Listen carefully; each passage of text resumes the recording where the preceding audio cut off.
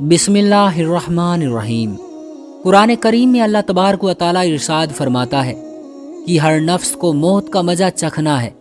यानी कायनात के हर जानदार के लिए अल्लाह पाक ने मौत का वक्त और जगह मुतय्यन तय कर रखा है।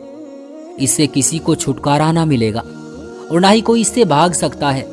इसलिए शैतान इब्लीस को भी एक दिन मौत आएगी, लेकिन वो दिन कौन सा होगा? कौन इब्लीस को मौत देगा? क्या शैतान को रूह निकालने के आलम में तकलीफ होगी?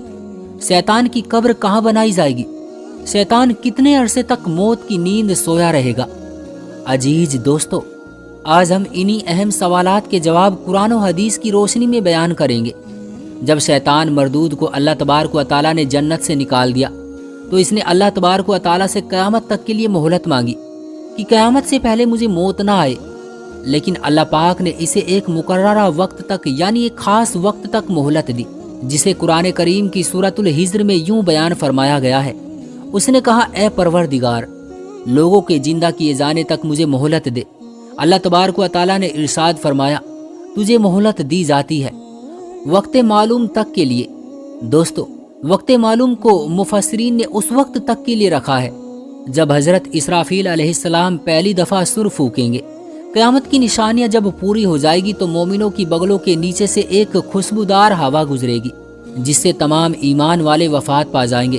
और फिर इसके बाद 40 साल का जमाना गुजरेगा कि जिसमें कोई बच्चा पैदा ना होगा, यानी हर इंसान की उम्र कम से कम 40 साल होगी। मुसलमान चूंकि मर चुके होंगे, इसलिए ज़मीन पर सिर्फ मुशरिकों कुफार रह जाएंगे। तफसीर दर मंसूर जिल्द 5 पेज नंबर 71 पर लिखा है कि जब मोमिनीन की वफ़ात को 40 साल गुजर चुके होंगे तो फिर हज़रत इसराफील अलैहिस्सलाम पहली दफ़ा सुर फूकेंगे। शुरू में उसकी आवाज़ निहायत कम होगी कि लोग कान लगाकर सुनेंगे, मगर फिर ये बढ़ती बढ़ती इस कदर तेज़ हो जाएगी कि कानों के पर्दे फट जाएंगे, उनके नथुनों से पीप बहना शुरू हो जाएगा और लोग मर जाएंगे। इंसान, जिन्न, फरिश्ते, यहाँ तक कि शैतान इब्लीस को भी इस पहले नुफ़ा के वक्त मौत आ जाएगी।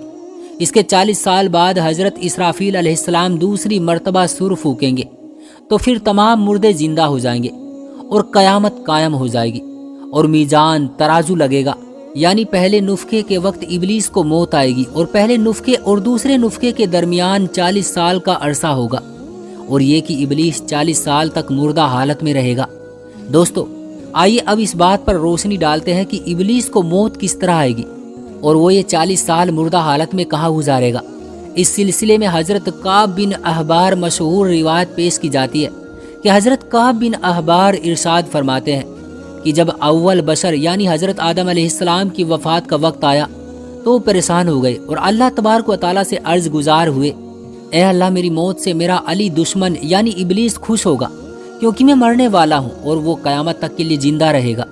उसी वक्त मलकुल मौत हज़रत आदम अलैहिस्सलाम की खिदमत में हाजिर हुए और फरमाया, ए अबू आदम, आप वफ़ात के बाद जन्नत में रहेंगे, जबकि इब्लीस क़यामत तक दुनिया में रहेगा।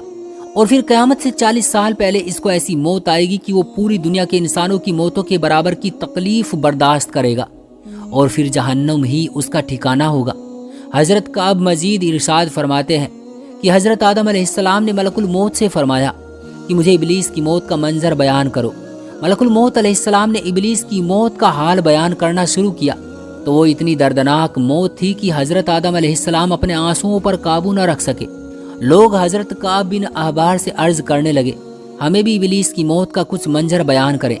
लोगों की बहुत फरमाइश पर हज़रत काब ने इब्लीस की मौत का मंजर यूं बयान फरमाया, अल्लाह तबारक व तआला मलकुल मौत से फरमाएगा, मेरे गजब और गुस्से का लिबास पहन कर जाओ, इब्लीस की रूह कब्ज़ करो और इब्लीस से तमाम इंसानों और जिन्नों से ज़्यादा सख्ती करना।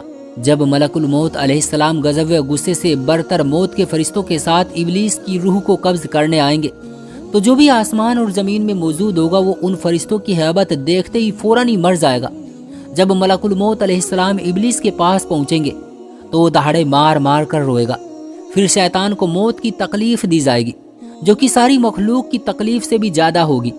इब्लीस घबरा कर कभी मशरिक़ की तरफ भागेगा तो कभी मगरिब की तरफ, लेकिन हर तरफ अपने सामने मलकुल मौत अलैहिस्सलाम को पाएगा। समंदर में छुपने जाएगा तो समंदर उसे जगह ना देगा और बाहर फेंक देगा।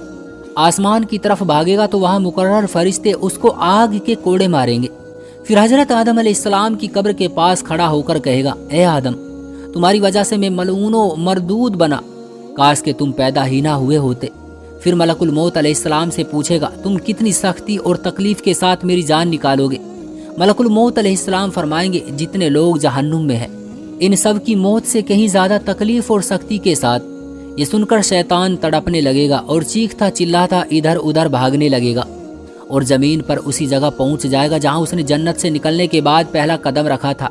वो जगह आग के अंगारों की तरह सुर्ख लाल होगी, ज़मीन चिंगारी की तरह हो जाएगी और फरिश्ते उसको घेर लेंगे और जंबूरों और आरों से उसको चीरेंगे।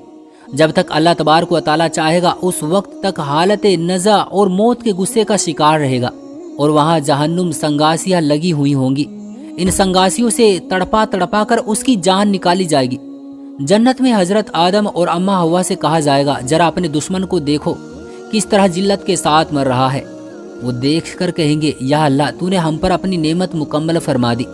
अजीज दोस्तों, इन्हीं जहन्नुम के गड्ढों में इबलीस 40 साल तक मुर्दा रहेगा और यही उसकी कब्र होगी। फिर 40 साल बाद दोबारा हजरत इसराफील अलैहिस्सलाम सूर फूकेंगे तो तमाम मुर्दे जिंदा हो जाएंगे और हिसाब किताब का अमल शुरू होगा। दोस्तों, इस कायनात की हर चीज़ फना होने वाली है। अगर किसी को दवाम हमेशगी हासिल है तो सिर्फ अल्लाह तबारक व तआला की जाते अक़दस है। बस हमें हर वक्त तैयार रहना चाहिए कि क्या पता कब कौन सी घड़ी हमारी इस दुनिया में आखिरी घड़ी हो और फिर हमारे पास पछतावे के अलावा कुछ बाकी ना रहे। अल्लाह तबारक व तआला से दुआ है कि अल्लाह तबारक व तआला हमें आखिरत की तैयारी करने, नेक आमाल करने और गुनाहों से बचने की तौफीक अता फरमाए। आमीन या रब्बुल आलमीन। प्यारे दोस्तों, उम्मीद करता हूँ कि आज की ये छोटी सी वीडियो आपको बहुत पसंद आई होगी। वीडियो पसंद आई हो तो लाइक करें, चैनल पर नए हो तो चैनल को सब्सक्राइब करें। मिलते हैं आपको अगली एक नई वीडियो के साथ। तब तक के लिए आप अपना ढेर सारा ख्याल रखें। अल्लाह हाफिज़।